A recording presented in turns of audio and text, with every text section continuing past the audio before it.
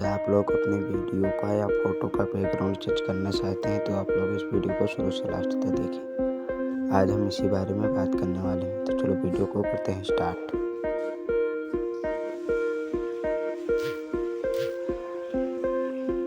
इस वेबसाइट पे जाना है।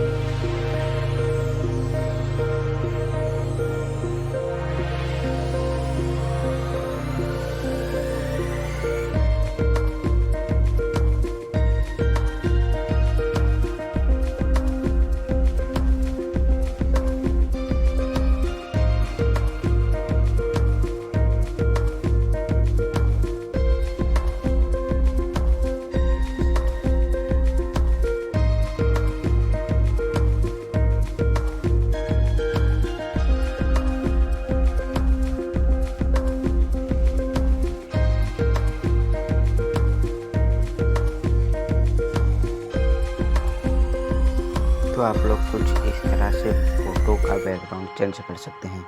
तो अगर आपको वीडियो अच्छा लगा हो तो चैनल को सब्सक्राइब कर दीजिए, वीडियो को लाइक कर दीजिए।